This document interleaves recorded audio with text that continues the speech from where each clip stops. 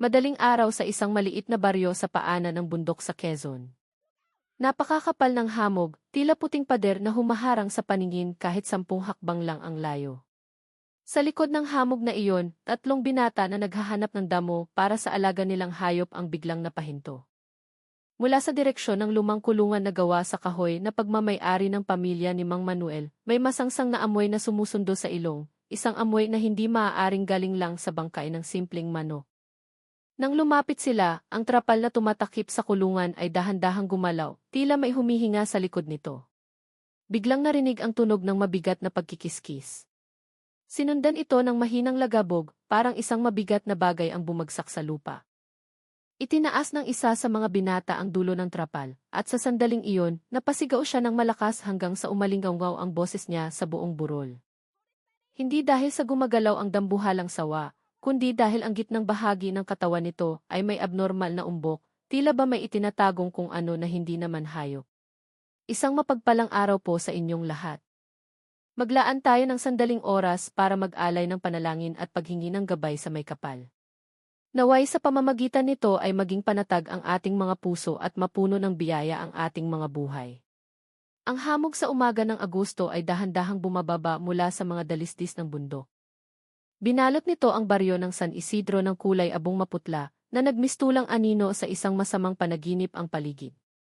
Sa gitna ng hamog na iyon, isang bahay na gawa sa kahoy ang nakatayo ng tahimik. Tila ba matagal na itong hindi tinitirhan. Sa harap ng bahay na iyon nakatayo ang isang lalaking matipuno ang pangangatawan, ngunit balisa ang mga mata, nakatingin sa pintong mahigpit na nakasara. Siya si Dante Hermosa, 37 taong gulang, na 3 araw pa lang nakauwi galing Malaysia, matapos ang ilang taong pagtatrabaho sa ibang bansa.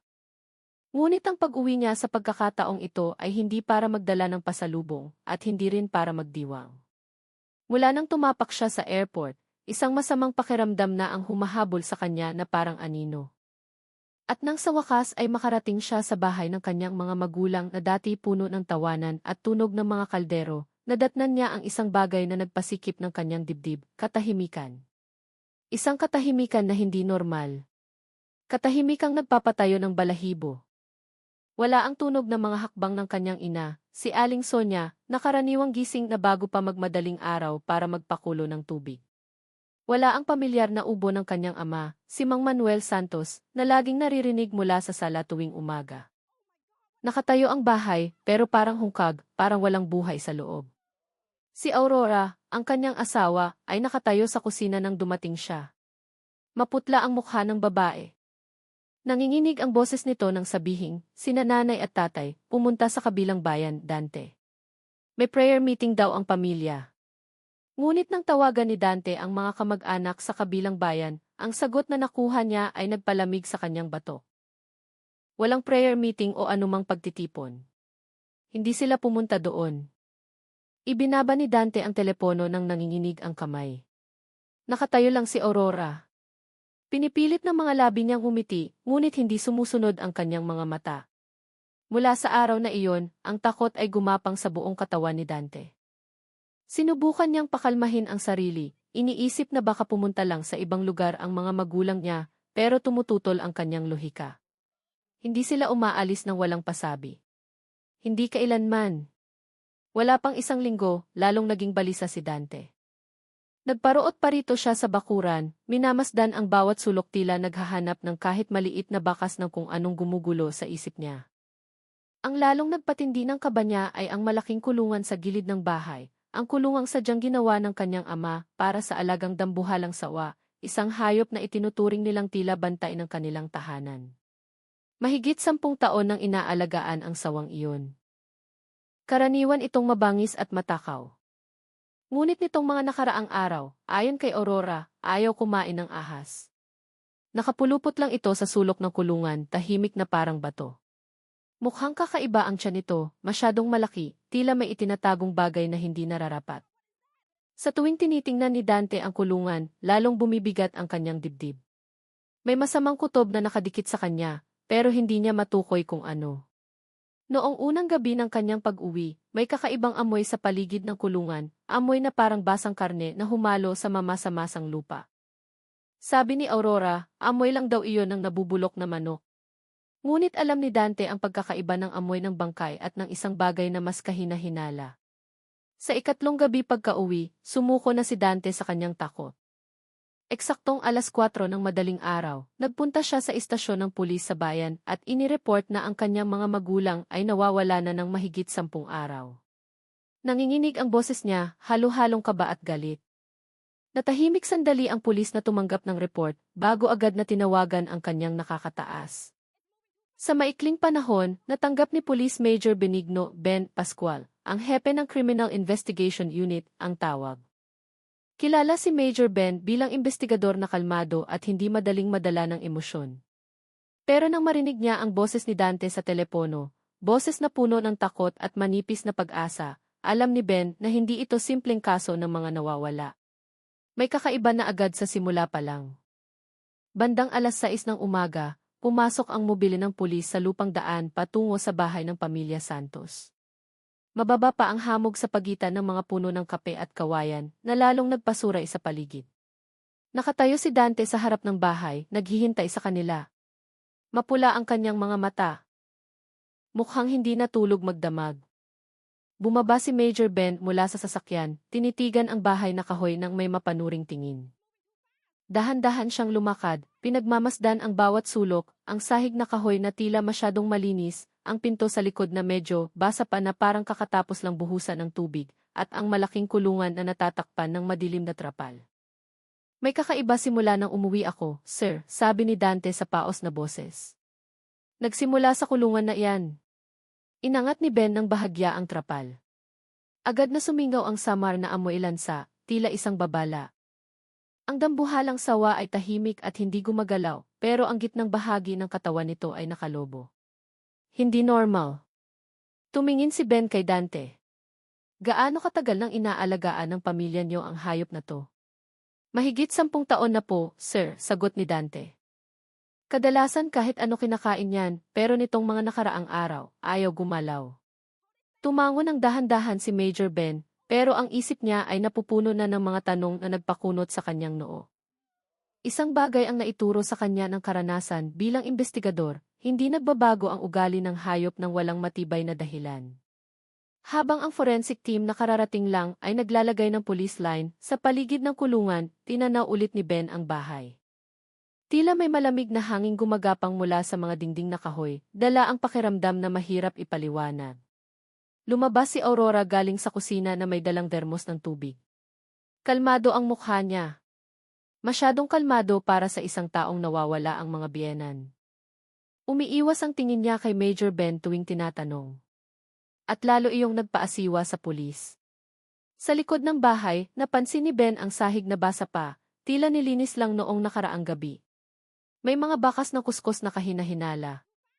Sa sulok ng kusina, nagkalat ang mga baga at abo, bakas ng pagsusunog ng kung ano. Hindi malalaking bagay, pero para sa isang veteranong investigador, ang maliliit na detalye ang susi. Tumingala siya sa maulap na langit at bumuntong hininga. May itinatago ang lugar na to, bulong niya. At kung ano man ang itinatago dito, mahahanap natin. Nakatayo si Dante na parang bato, kumakabog ng mabilis ang puso, at mula sa kulungan, narinig ang mahinang pagkikiskis, tila babala na ang madilim na misteryo ay nagsisimula pa lamang. Nakatayo si Major Ben sa pinto ng kusina, nakatitig sa basang sahig na makintab na parang kakatapos lang kuskusin ng madiin. Lumuhod siya, hinawakan ang semento gamit ang dalawang dulo ng daliri. May matapang na amoy ng sabon na humalo sa isang mas mahinang amoy. Ang manipis na amoy ng bakal na lumalabas lang kapag may dugong dumana. Sinong naglinis dito? Tanong ni Ben nang hindi lumilingon. Nakatayo si Aurora sa hamba ng pinto, yakap ang sarili. Ako po, sir. Kahapon kasi may tumulong dugo ng manok kaya nilinis ko. Dahan-dahang tumango si Ben pero hindi naniniwala ang mga mata niya. Manok, patag niyang sabi. Manok nino? Natigilan si Aurora ng kalahating segundo. Manok ng kapitbahay po, dinala dito. Masyadong mabilis ang sagot, masyadong madulas para kay Ben. Bawat salita ay parang pintong isinasara ng nagmamadali. Nakatayo si Dante ilang hakbang sa likod ng asawa. Gusto niyang magsalita, magtanggol, magtanong, pero parang ang bigat ng bibig niya. Si Ben ang unang bumasag sa katahimikan. Kung ganoon, nawawalan ba ng manok ang kapitbahay? Namutla si Aurora. Hindi ko po alam. Lumabas ang isang miyembro ng forensic team galing sa likod ng bahay. Sir, na-check na namin ang mga bahay sa paligid. Walang nawawalan ng manok. Wala ngang nag-aalaga ng manok doon itong nakaraang 2 linggo. Tinakpan ni Dante ang mukha gamit ang 2 kamay. Ang boses sa loob niya ay sumisigaw. May mali. May hindi sinasabi si Aurora. Tumayo si Ben, inilibot ang paningin sa buong kusina. Sa sulok ng kwarto, may nakitang maitim na tungko. Sariwa pa ang mga baga. Hindi pa tuluyang lumalamig. Lumuhod siya ulit at hinalukay ang abo gamit ang dulo ng ballpen. May maliit na piraso ng telang kulay abo na nakasingit sa abo. Kinuha ito ni Ben gamit ang tiyanik. Ang dulo ng tela ay may samar na disenyo, parang lailayan ng duster o blusa na nasunog ang kalahati. Nanlaki ng bahagya ang mata ni Aurora. Hindi niya inakalang makikita agad ni Ben ang pirasong iyon. Mrs., sabi ni Ben ng mahina pero may diin. Ano ba talaga ang sinunog dito? Kinagat ni Aurora ang labi hanggang sa mamuti ito. Basahan lang po sa kusina na sira na. Matagal siyang tinitigan ni Ben, nanginginig ang mata ng babae kahit pilit nang umingiti ang labi. Para sa veteranong investigador, madalas na nagsasabi ng totoo ang katawan kahit nagsisinungaling ang bibig. Bago pa makapagtanong ulit si Ben, may sumigaw mula sa gilid ng bakuran. Sir, yung kulungan, tingnan niyo to. Nagmadaling lumabas si Ben papunta sa pinto ng kulungan ng ahas. Mas maitim ang lupa doon kaysa sa paligid. Nang buhusan ng mga pulis ng kemikal na nagdedetect ng dugo, nagkaroon ng asul na mansa ang lupa. Kulay ube, patunay na may dugo ang bagay na hinila doon. Umatras si Dante ng 2 hakbang, namumuti ang mukha. Inutos ni Ben na kumuha ng sample agad. Pagkalipas ng 5 minuto, lumabas ang paunang resulta, positibo sa protein ng dugo ng mamal. Pero hindi karaniwang hayop na pumpkin. Isang mahinang tedious ko po, ang hindi sinasadyang lumabas sa bibig ni Dante. Nakatayo si Aurora sa Teresa. Parang nawala ng lakas ang katawan niya. Blanko ang tingin. Pero may nakita si Ben sa likod ng mga matang iyon. Takot, pagsisisi, o sikretong matagal na niyang itinatago. Dahan-dahang lumapit si Ben, malambot ang boses niya pero matalim. Mrs. Aurora, sigurado ba kayong wala kayong alam sa nangyari sa bahay na to nitong nakaraang 2 linggo? Biglang tumulo ang luha ni Aurora. Pero umiling siya ng madiin. Wala po akong alam. Wala talaga. Pinagmasdan ni Ben ang kilos niya. Ang pinong panginginig ng kamay. Ang maikling paghinga, ang basag na boses. Lahat yun ay senyales na ang bigat na dala niya ay nagsisimula ng magpabitak sa pader na itinayo niya. Lumapit si Dante sa asawa. Halo-halong galit at lito ang nasa mukha niya. Aurora, kung may alam ka, sabihin mo na ngayon. Magulang ko to. Nagtakip ng tenga si Aurora.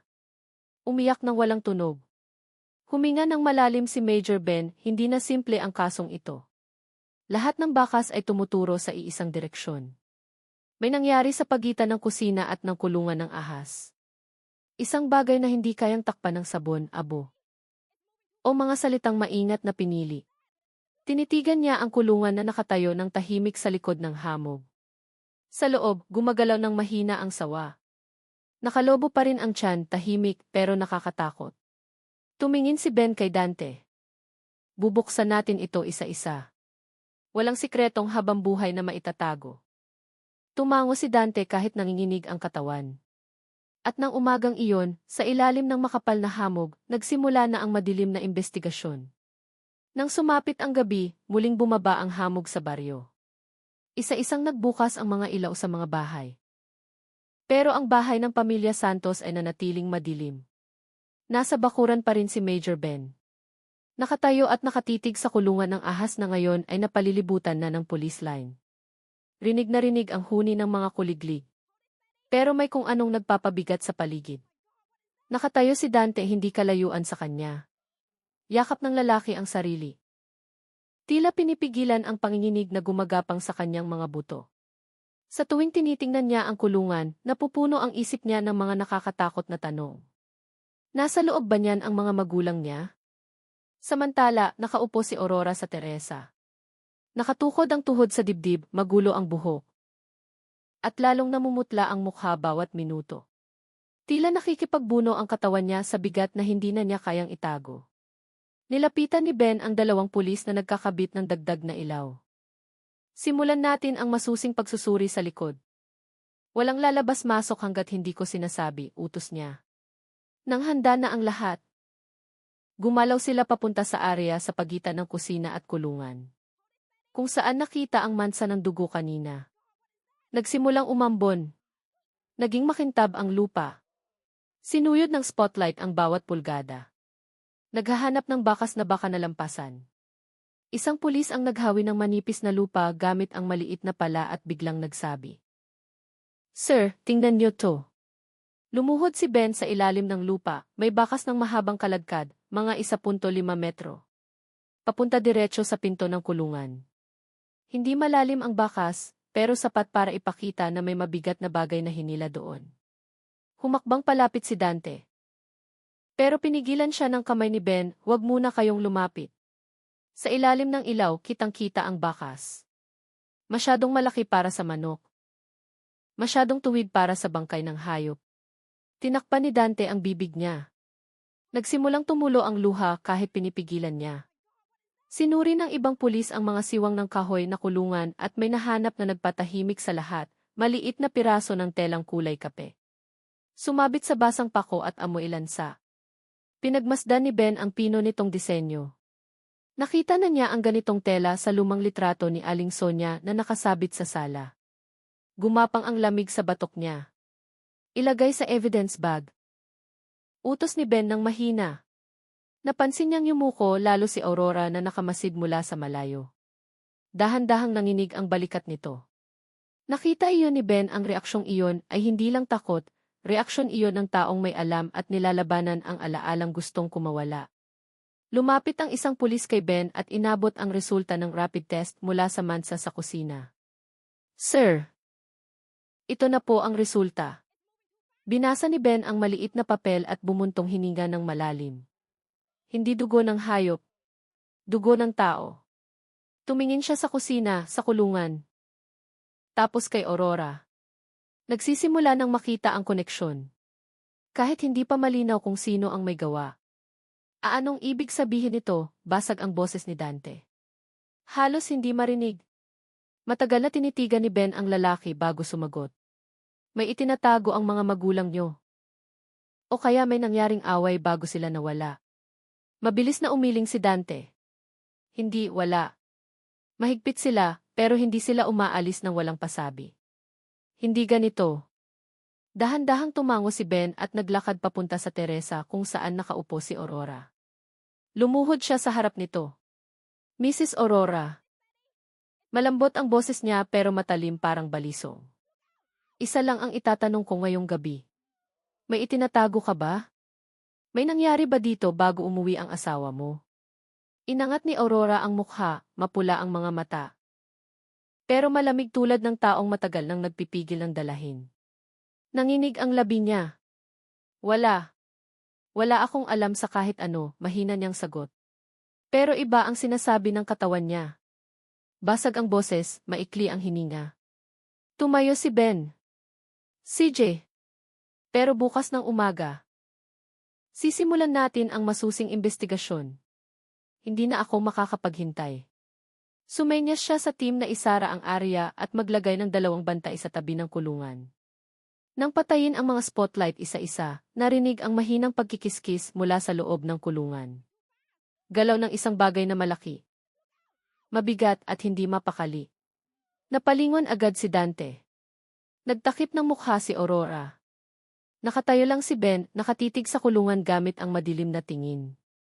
Sa likod ng basang trapal, nakapulupot ng mahigpit ang sawa at ang gitnang katawan nito ay dahan-dahang gumagalaw. Tila may bagay na sinusubukang lumabas o sinusubukang sumigaw mula sa loob. Dahan-dahang gumapang ang gabi sa baryo. Ang ambon na kanina pang hapon ay nag-iwan na lang ng tunog ng tulo mula sa dulo ng yero. 2 pulis ang nagbabantay sa kulungan. Nakasabit ang lampara. Nagbibigay ng madilaw na liwanag. Pero kahit hangin at kuliglig lang ang naririnig, hindi mapakali ang 2 pulis. May kakaibang pakiramdam na nakabitin sa hangin. Tila pinipigil ng bahay ang hininga nito. Hindi pa umuwi si Major Ben. Pinili niyang umupo sa maliit na outpost sa likod ng bahay. Pinagmamasdan ang bakuran habang nagsusulat ng notes. Pero wala sa notebook ang isip niya. Panay ang sulyap niya sa kulungan. Ang malaking umbok sa loob ng trapal ay parang gumagalaw tuwing umiihip ang hangin. Sa loob ng bahay, nakaupo sina Dante at Aurora sa sala ng walang imikan. Para silang 2 anino na nawala ng boses. Gustong magtanong ni Dante. Gustong pilitin si Aurora na magsalita. Pero tuwing ibubukan niya ang bibig, sumisikip ang dibdib niya. Nakatitig lang si Aurora sa sahig. Mahigpit na nakakuyom ang kamay sa hita. Bandang 11:00 ng gabi, tumayo si Ben para tingnan ulit ang kulungan. Bumuhos ulit ang ambon. Madulas ang lupa. Sumaludo ang pulis nang lumapit siya. "Clear ang area, sir," sabi ng isa. Tumango si Ben pero may nahagip ang tenga niya. Malambot na tunog. Kaskas. Hindi tunog ng ahas na gumagalaw sa dayami. Kundi parang mabigat na bagay na pilit gumagalaw mula sa loob. Uduyan-duyan ang lampara sa hangin. Sumasayaw ang anino ng trapal sa lupa. Sinenyasan ni Ben ang mga pulis na maging alerto. Biglang may narinig na basag na pinggan mula sa loob ng bahay. Napatalon sina Dante at Aurora. Agad tumakbo si Ben papasok. Sumunod ang mga pulis. Madilim ang sala. Nakatayo si Aurora. Nakatakip sa bibig. Tense ang mukha. Nakasandal si Dante sa mesa, habol ang hininga. "Anong nangyari?" Mabilis na tanong ni Ben. Tinuro ni Aurora ang kusina. "May narinig akong parang naglalakad." Itinaas ni Ben ang kamay. Sinenyasan ang pulis na mag-flashlight. Dahan-dahan silang lumapit sa kusina. Kakarampot na ilaw lang mula sa labas ang tumatanglaw sa basa at malamig na sahig. Sinuri ni Ben ang kwarto parang nasa jera. 2 hakbang. May narinig na maliit na tunog sa ilalim ng mesa. Mahinang katok. Mabilis tapos huminto. Nanigas ang lahat. Yumuko si Ben at inilawan ang ilalim ng mesa. Wala namang tao. Sahig lang na madulas at baliktad na timba. Pero bigla siyang may nakitang bago, isang manipis na itim na guhit sa sahig. Parang bakas ng matigas na bagay na kumaladkad doon. Lumapit siya. Inilawan ang bakas. Sa dulo ng guhit, may maliit na piraso ng bakal. Mukhang bahagi ng frame ng salamin sa mata. "Nagsasalamin ang tatay ko." Bulong ni Dante. Halos wala ng boses. Hinawakan ni Ben ang piraso ng bakal. Bumibigat ang dibdib niya. Bawat ebidensya ngayong gabi ay lalong nagpapadilim sa kwarto.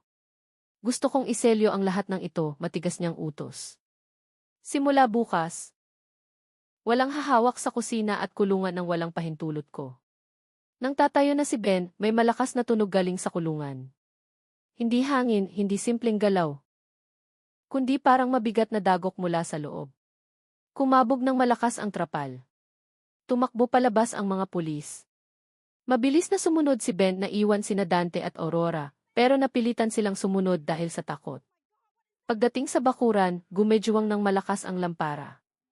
Dahil sa ambon, dumikit ang basang trapal sa katawan ng dambuhalang hayop. At sa ilalim ng madilaw na ilaw, nakita ni Ben ang bagay na nagpatigas ng panga niya. Ang gitnang bahagi ng katawan ng ahas ay gumagalaw taas-baba. Hindi ordinaryong paghinga, hindi galaw ng ahas pagkakain. Kundi parang may bagay sa loob na pilit gumagalaw palabas. Bumulong ang isang pulis. "Sir, ano iyon?" Hindi sumagot si Ben, nakatitig lang siya. Pigil ang hininga. Sa likod niya, napasigaw ng mahina si Aurora at agad nagtakip ng bibig. Napahawak si Dante sa dibdib. Nang hina ang tuhod, humakbang si Ben ng isa. Kahit pinipigilan siya ng pulis sa balikat. Mula sa loob ng kulungan, narinig ang mahinang tunog na parang mahabang ungol na tumagos sa trapal. At sa unang pagkakataon mula nang magsimula ang investigasyon, nakaramdam si Ben ng kilabot sa kanyang gulugod.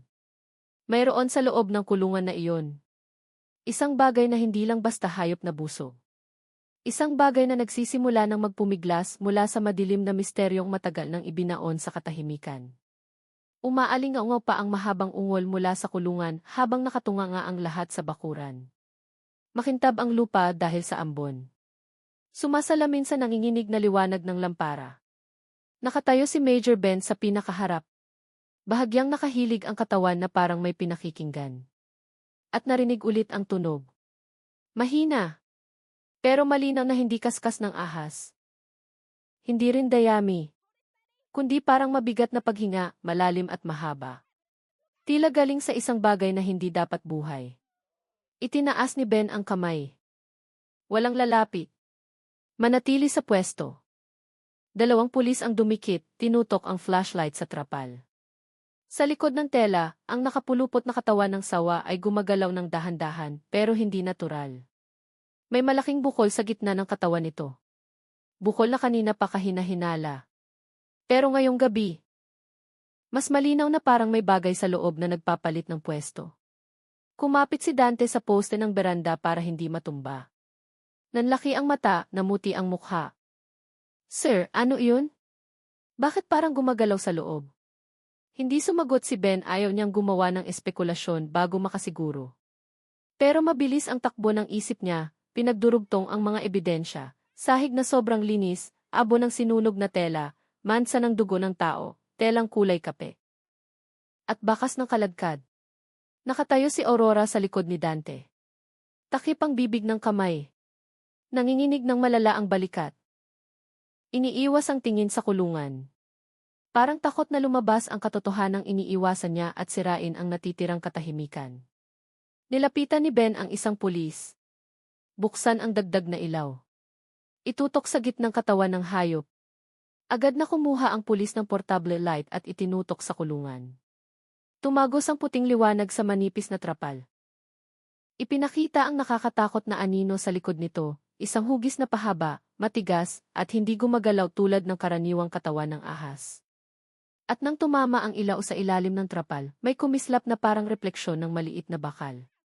Kumunot ang noo ni Ben, ano iyon? Itinaas ng pulis ang flashlight. Nakita ulit ang kislap. Nasa pinakaumbok na bahagi ng tiyan ng ahas.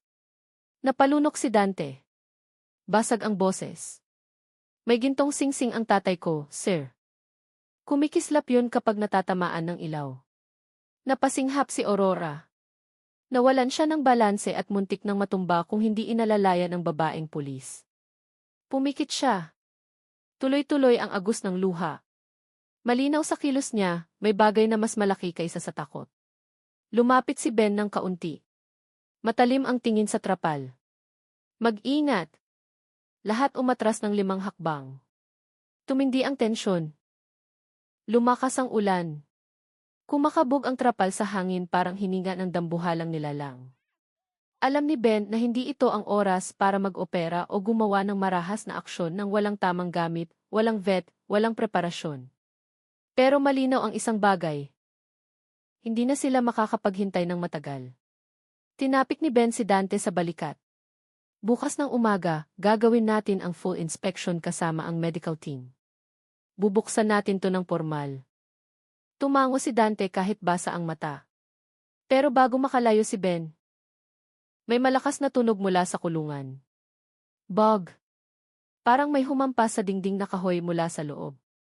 Yumanig ang trapal. Agad na naglabas ng batuta ang mga pulis. Napasigaw si Aurora. Umatras si Dante. Madilim ang tingin ni Ben sa kulungan. Kung ano man ang nasa loob. Sumasagot siya sa boses natin, pikit matang huminga ng malalim si Ben at tiningnan ang buong team. Simula ngayon, bantayan to 24 oras. Walang lalapit ng walang pahintulot ko. Hindi natin alam kung ano ang nasa loob ng hayop na yan. Pero sigurado ako. Hindi yan bagay na dapat nandoon. Kinagat ni Aurora ang labi hanggang magdugo. Tiningnan siya ni Dante ng maihalong takot at hinala. At nang lahat ay paatras na, narinig ang huling tunog mula sa loob. Hindi sitsit, hindi kaskas, kundi tunog ng matigas na bagay na nahulog mula sa mababang taas. Tumalbog ng mahina sa sahig ng kulungan, umaalingaw sa basang gabi. Nanlaki ang mata ni Ben, may bagay sa loob ng tiyan ng ahas. At gumagalaw ang bagay na iyon. Napakahaba ng gabing iyon. Parang tumigil ang oras. Matapos ang huling tunog, pinili ng lahat na sumilong sa outpost. Naghihintay ng utos ni Major Ben, patuloy na umuugoy ang lampara sa hangin. Ginagawang buhay ang bawat anino. Hindi mapakali si Dante. Takip ng dalawang kamay ang mukha. Nakaupo si Aurora sa malayo, yakap ang tuhod, hindi makatingin sa asawa. Nakatayo si Ben sa gilid ng outpost. Nakabantay ang mata sa kulungan. Paminsan-minsan ay nagsusulat, pero madalas ay nakatitig lang. May masamang pakiramdam na sumisingit. Tulad ng masamang kutob na kanina pa niya pinipigil, ngayon ay nagkakahugis na. Bandang alauna ng madaling araw. Tumigil ang ulan, lumamig ang hangin. Sa malayo, narinig ang huni ng kwago bago nawala. Biglang tumawag ang pulis na nasa sulok ng bakuran. Major, may bagong baka sa lupa. Sa tabi ng kulungan. Agad lumapit si Ben na may flashlight. Inilawan ng pulis ang lupang medyo mamasa-masa. Tama nga. May bakas ng maliit na sapatos na pumatong sa mga naunang bakas na nilagyan na nila ng linya. Bago ang bakas dahil malinaw pa ang hugis. Hindi sa atin to, sir, sabi ng pulis. Yumuko si Ben, sinuri ang swelas. Maliit, parang paa ng babae. Lumingon siya sa bahay. Tapos kay Aurora na nakaupo sa dilim. Parang nabuo na ang puzzle. Papunta sa kulungan ang bakas, tapos pabalik sa kusina, bulong ni Ben lumapit si Dante, nakakunot ang noo. Sir, madalas lumabas ang asawa ko sa gabi. Pero akala ko sa banyo lang. Lalong yumuko si Aurora. Hindi nag-aakusa si Ben, nagtatala lang. Alam niyang ang tingin niya ay pwedeng maging parang kutsilyo kung hindi mag-iingat. Ang imbestigasyon ay hindi para mamahiya, kundi para ilabas ang totoo nang hindi winawasak ang tao sa likod nito. Bantayan niyo to, huwag niyong hayaang may tumapak ulit, sabi ni Ben, bumalik siya sa kusina. Nakita iyon ni Aurora at napapatayo. Sir, bakit sa kusina ulit? Huminto si Ben, matalim ang tingin pero kalmado. Dahil doon ako dinadala ng mga bakas. Napalunok si Dante, namutla. Sir, walang ginawa ang asawa ko. Takot lang siya. Baka balisa lang siya simula nang mawala sina tatay. Hindi sumagot si Ben, pumasok siya sa bahay kasama ang isang pulis. Madilim. Kumukurap ang maliit na ilaw sa pader. Pagpasok sa kusina, naamoy ni Ben ang kakaibang aroma, matapang na sabon, halong basang lupa at konting sunog na bakal. Inilawan niya ang sulok, kung saan nakita ang uling kanina. Ang sahig na ilang beses nang nilinis ay iba na ang itsura, mas malabo. Parang may pilit na nagtatago ng kung ano. Kunin mo ang easy light, utos ni Ben, inilabas ng pulis ang maliit na ilaw. Nang itutok ang violet na ilaw sa sahig, lumabas ang mga manipis na guhit, hindi basta guhit, kundi kaladkad na pahaba mula sa pinto papunta sa kusina. Tapos papunta sa likod bahay. Nakatayo si Dante sa pinto. Tense. Sir, ano yan? Itinaas ni Ben ang ilaw. Lalong luminaw ang guhit. At sa dulo nito, sa ilalim ng mesa, may lumabas na maliit na mansang kulay ube, reaksyon ng kemikal na nalinis na pero hindi tuluyan. Nagtakip ng bibig si Aurora gamit ang dalawang kamay. Nanlaki ang mata, mabilis ang hininga. Umatras siya. Muntik nang madapa sa upuan. Tumingin si Dante sa asawa ng may gulat. Aurora, alam mo ba to? Mabilis na umiling si Aurora, pero tumutulo ang luha. Hindi ko alam. Hindi ko alam. Alam ni Ben na ang kasinungalingan ay hindi nasa salita, kundi nasa mata. Bumibigat ang puso niya. Pumikit siya sandali. Bumalik tayo sa outpost. Bukas ng umaga, full inspection. Pero nang lalabas na siya, biglang may narinig. Dog. Dog. Dalawang mahinang katok. Parang may kumakatok mula sa loob. Sabay-sabay silang lumingon sa bakuran. Dumikit si Ben sa bintana. Gumalaw ang trapal. Pero ang malaking bukol ay parang umusog ng kaunti sa kanang bahagi ng katawan ng ahas. Napasandal si Aurora sa pader ng hina. Napahawak si Dante sa ulo. Shock! Humalukip-kip si Ben, mahina pero matigas ang boses. Kung ano man ang itinatago sa bahay na to, nagpapakita na. Tinitigan niya ang tahimik na kulungan. Bukas, bubuksan natin lahat. Mabigat ang katahimikan ng gabing iyon, parang kumot na dumadagan sa bakura ng pamilya Santos. Ang hangin ay amoy basang lupa na may halong lansa galing sa kulungan. Kahit 2:00 na ng madaling araw, walang makatulog. Nakatayo ng tuwid si Major Ben sa outpost. Hindi inaalis ang tingin sa ahas. Habang tumatagal, lalong lumilinaw na may nangyayari sa gitnang katawan ng hayop. Hindi na mabagal ang galaw. Paminsan-minsan, ang malaking bukol sa tiyan ng ahas ay umuusog, parang may mabigat na bagay na gumugulong sa loob. Tila ba may sinusubukang humanap ng pwesto para lumabas. Napalunok si Berto, ang bantay. Sir, kung hindi yan hayop na kinain. Ibig sabihin ano? Hindi lumingon si Berto. Huwag tayong gagawa ng konklusyon hanggang bukas. Pero kung ano man ang nasa tiyan niyan, hindi normal. Diniinan niya ang huling salita. Sa loob ng bahay, nakaupo si Aurora ng mag-isa sa guest room. Nakatukod ang tuhod sa dibdib, basah ang mukha sa luha.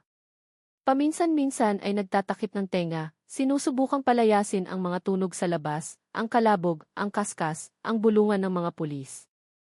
Pero ang pinaka-nakakatakot ay ang boses sa sarili niyang ulo, hindi mo na kayang ilibing ang katotohanan. Sa sala, ikot ng ikot si Dante, parang nawawala. Bawat anino ay nagpapagulat sa kanya. Sinusubukan niyang kumalma pero ang galit at lito ay sumisikip sa dibdib niya. Hindi niya kayang tingnan ang asawa simula nang makita ang maliit na bakas ng paa. Takot magtanong, takot tanggapin ang pinakamasamang posibilidad. Bandang 2:00, tumakbo ang isang babaeng pulis sa outpost. Sir, gumalaw yung sahig sa kusina.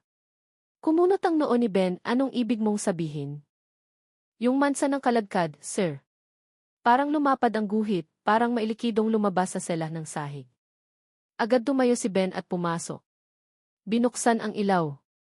Ang sahig na malinis kanina ay may bago na naman, isang tuldok ng maitim na likido na umaahon mula sa pagitan ng tiles.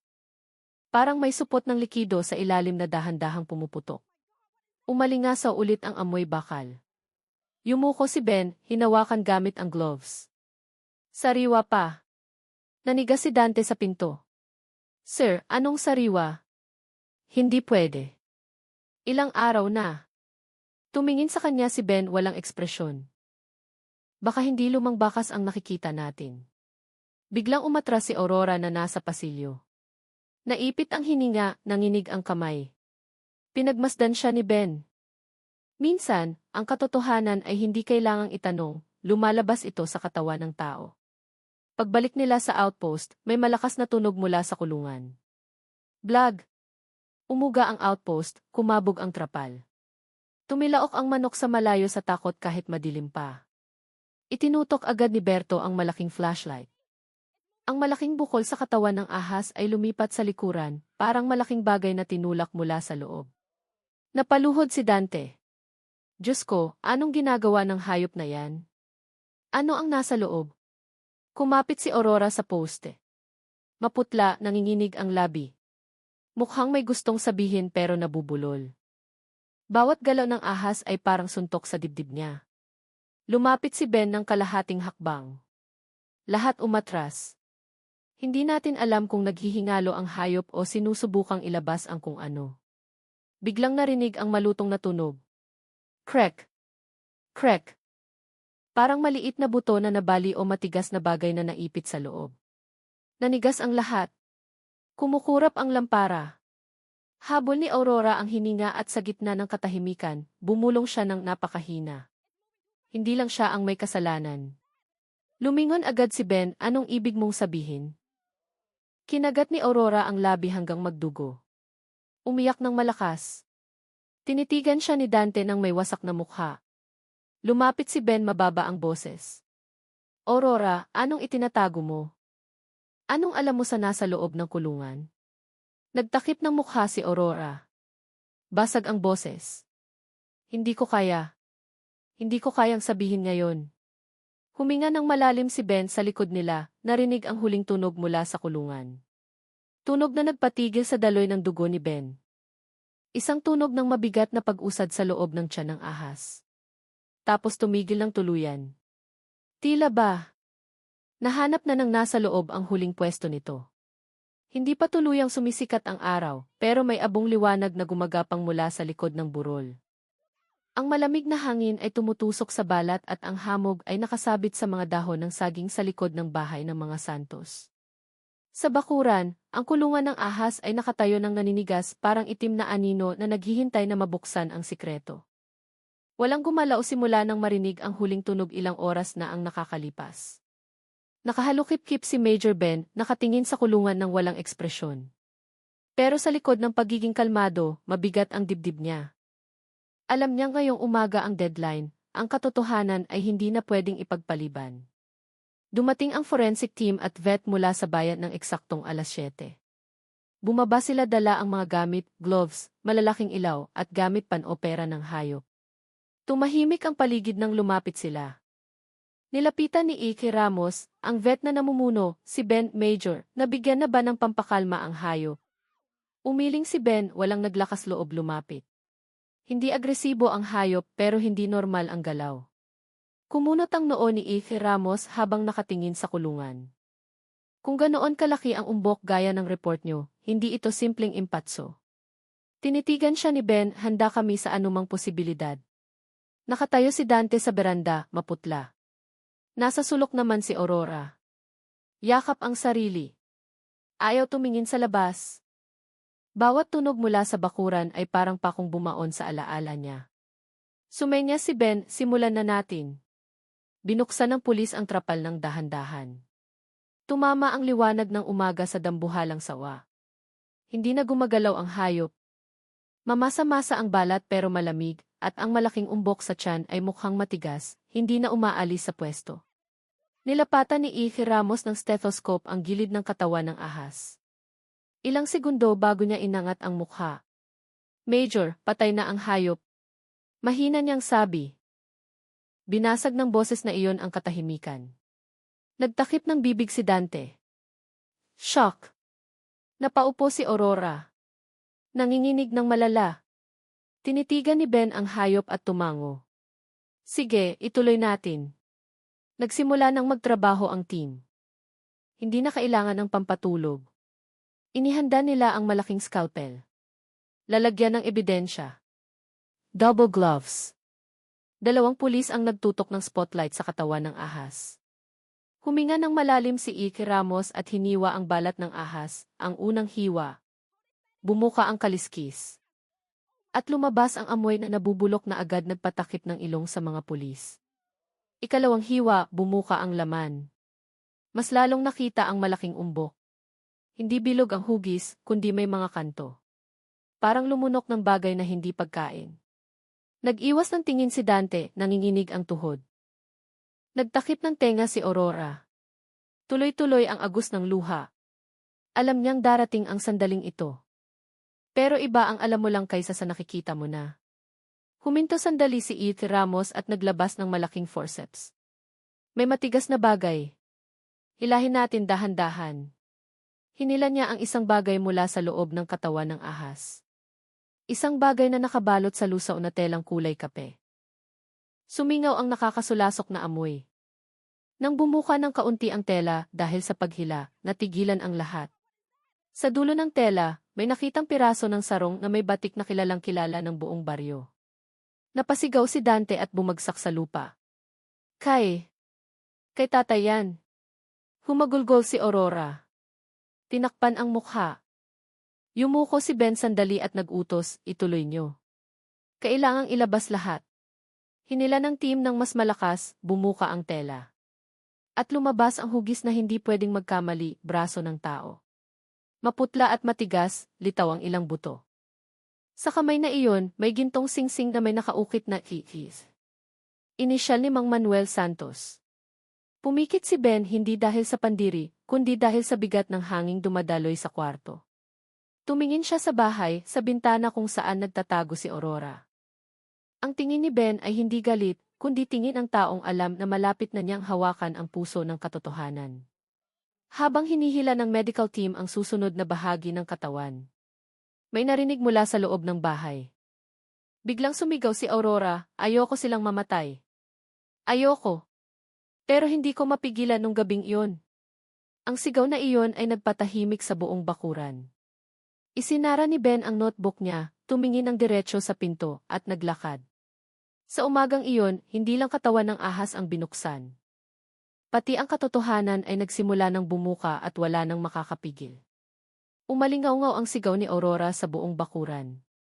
Tumagos sa tunog ng mga gamit ng forensic at bulungan ng mga pulis. Tumahimik ang lahat. Pati hangin parang huminto para pakinggan ang gustong lumabas sa babae. Naglakad si Ben papunta sa bahay, tinulak ang pinto. Sa sala, nakaupo si Aurora sa sahig. Nanginginig ng sobra ang katawan.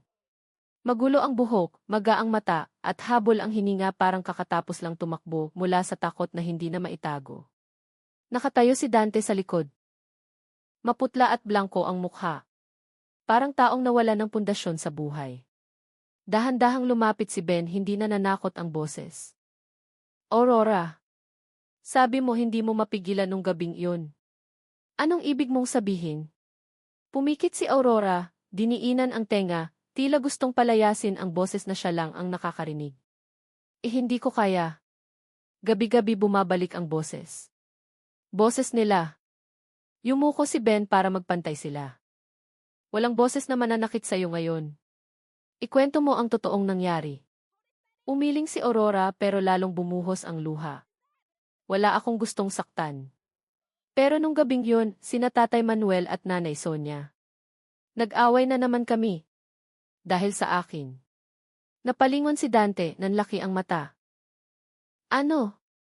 Nag-away tungkol saan?" Yumuko si Aurora. "Tungkol sa pera. Tungkol sa akin na hindi daw karapat-dapat. Namalas daw ako sa bahay na to." Hinawakan niya ang dibdib, hirap huminga. Sabi nila, kung hindi daw ako pinakasalan ni Dante, hindi magiging ganito kabigat ang buhay nila. Nagtakip ng mukha si Dante. "Aurora, bakit hindi mo sinabi noon pa?" Nagpatuloy si Aurora. Nanginginig ang boses pero dahan-dahang lumilinaw. "Malakas ang ulan noon. Katatapos ko lang maglinis ng kusina. Pumasok sila na galit pa rin. Gusto ko lang magtago sa kwarto pero tinawag nila ako." Niyakap niya ang sarili. Ang sakit ng mga salita nila. "Inakusahan ako ni Nanay Sonia na nagnakaw daw ako ng pera pampalengke. Inakusahan ako ni Tatay na pinaghihiwalay ko daw kayo. Sabi ko hindi ako nagnakaw.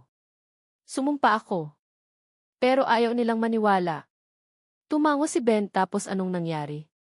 Tumingin si Aurora sa sahig. Parang nakikita ulit ang gabing iyon. Tinulak nila ako. Natumba ako. Tumama ang ulo ko sa dulo ng mesa. Umikot ang paningin ko. Nagalit ako. Natakot. Hindi ko alam ang ginagawa ko. Humahangos na naman siya. Pagbangon ko, hindi na gumagalaw si Nanay Sonia. Nagpanik si Tatay Manuel. Sinampal niya ako, inalog. Sinubukan kong manlaban. At hindi ko sinasadyang maitulak siya. Napaluhod si Dante sa harap niya. Umaagos ang luha. "Aurora, bakit hindi ka nagkwento? Bakit ka tumahimik?" Napasigaw ng mahina si Aurora. "Kasi natakot ako, Dante. Natakot ako na sila ang piliin mo kaysa sa akin. Natakot ako na iiwan mo ako gaya ng sabi nila." Pumikit si Ben sandali. Ang mga salitang iyon ay parang kutsilyong bumaon ng dahan-dahan, hindi dahil sa kasamaan, kundi dahil sa sakit na matagal nang nagnanaknak. Nagpatuloy si Aurora sa boses na halos hindi marinig. "Nagpanik ako. Litong-lito. Mag-isa lang ako sa bahay. Lumapit yung ahas. Siguro naamoy ang dugo. Pinigil niya ang hininga. Basag ang boses. Hindi ko binalak. Pero nagdilim ang isip ko. Naisip ko, kung walang ebidensya, kung mawawala lahat." Kinagat niya ang labi hanggang magdugo. Tinulak ko sa ahas. Hindi ako makatingin. Gusto ko lang mawala ang lahat. Tumahimik ang kwarto. Tanging hikbi ni Aurora ang naririnig. Tinitigan ni Ben ang babae ng may komplikadong tingin. Hindi galit, hindi pandiri, kundi halong awa at bigat ng responsibilidad bilang pulis. Aurora, malambot niyang sabi. Ang nangyari nung araw na iyon ay trahedya, hindi plano. Pero ang pinili mong gawin pagkatapos, ang magtago ng bangkay, maglinis ng dugo, magsunog ng ebidensya, yun ang nagkulong sa iyo. Tumango si Aurora habang umiiyak. Alam ko, sir. Alam ko. At pinagsisisihan ko bawat segundo. Niyakap ni Dante ang asawa. Pero nanginginig din ang katawan niya. Haharapin natin to, pero kailangan mong maging tapat. Simula ngayon. Pumikit si Aurora. Magiging tapat ako. Sasabihin ko lahat. Tumayo si Ben, huminga ng malalim at tiningnan ang dalawa ng may bigat. Sige, sabi niya. Pagkatapos ng investigasyon, sumama ka sa presinto. Kailangang maitala to ng formal. Tumingin siya sa kulungan. Kung saan tuloy pa rin ang pagkilala sa bangkay. Lumabas na ang totoo.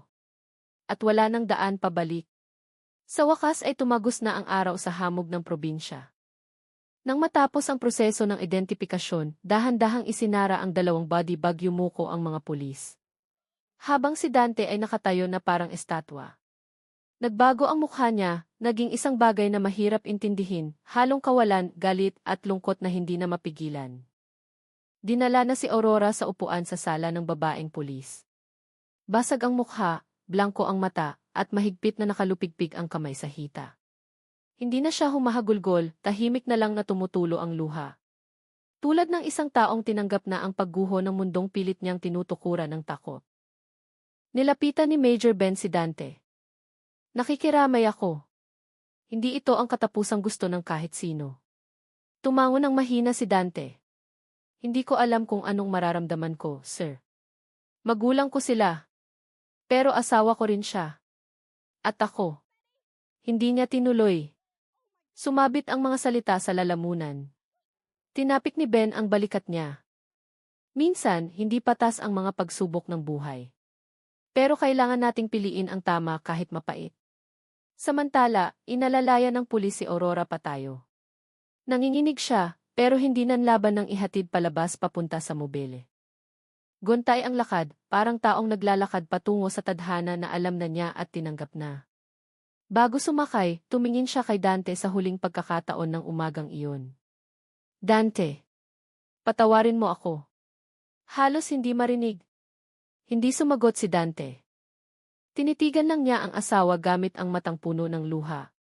Hindi dahil sa galit, kundi dahil sa sugat na masyadong malalim para gawa ng salita. Tumango si Ben sa pulis.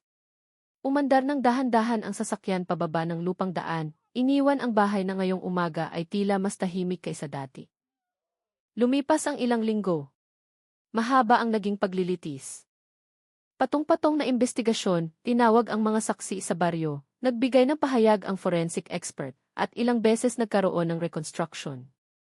Walang nagpakita na may intensyong pumatay si Aurora. Lahat ng ebidensya ay tumuturo sa trahedyang dulot ng tensyon, pagod, at away pamilya na naipon ng maraming taon. Pero, kailangang hatulan ng korte ang naging resulta. Hindi lang ang intensyon.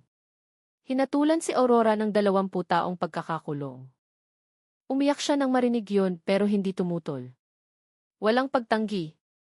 Tinanggap niya ang lahat ng maluwag sa loob tulad ng taong huminto na sa pagtakbo. Pagkatapos ng sidang, lumabas si Ben sa korte at nakita si Dante na nakaupo mag-isa sa hagdan. Mukhang mas matanda ang lalaki kaysa sa edad niya. Kupas ang mata, bagsak ang balikat, parang nawala ng lakas ang katawan. Tumabi si Ben sa kanya. Kamusta ka, Dante? Huminga ng malalim si Dante. Hindi ko alam. Sir. Parang masamang panaginip na ayaw matapos. Tumingin sa malayo si Ben minsan. Hindi tayo binibigyan ng buhay ng oras para maghanda. Binibigyan lang tayo ng katotohanan at inaasahang kakayanin natin. Tumango ng mahina si Dante. Galit ako. Pero naaawa rin ako kay Aurora. Hindi siya masamang tao. Sir, naligaw lang siya ng landas nung maling gabi na iyon. Tama, sagot ni Ben. Ang kabutihan ng tao, minsan nasisira dahil sa isang maling desisyon na ginawa dala ng takot. Nagtakip ng mukha si Dante, nanginig ang balikat. Tinapik ni Ben ang likod niya. Mabagal ang oras ng araw na iyon. At sa unang pagkakataon mula nang magsimula ang kaso, nakaramdam ng pagod si Ben, hindi dahil sa trabaho, kundi dahil sa bigat ng buhay na nasaksihan niya. 3 taon ang lumipas. Sa panahon ng tag-init, bumalik si Dante sa luma nilang bahay sa unang pagkakataon mula nang mangyari ang lahat. Na-renovate na ang bahay. Wala na ang kulungan ng ahas, giniba ilang buwan matapos ang investigasyon.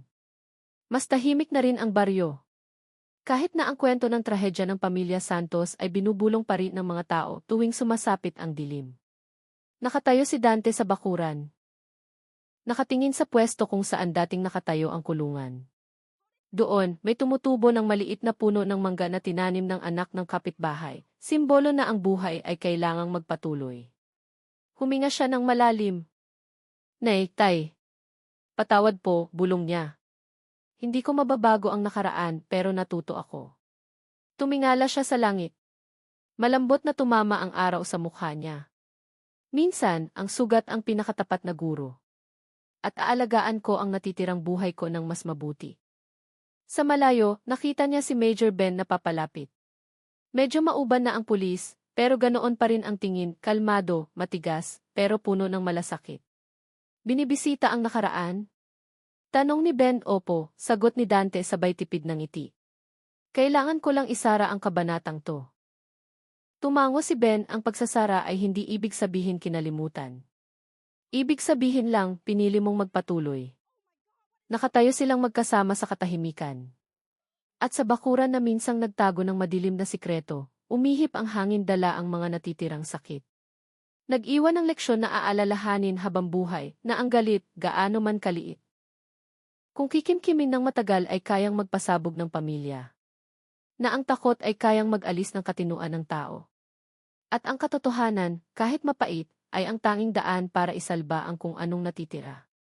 Tinitigan ni Dante ang puno ng mangga na dahan-dahang lumalaki. Dapat tuloy ang buhay, sir. Ngumiti si Ben. Tama. At hindi ka naglalakad mag-isa. Sa gitna ng liwanag ng umaga, ang mahabang kwento ay nakahanap din ng katapusan. Hindi masaya, hindi perpekto, pero totoo, makatao, at puno ng aral para sa mga nakasaksi.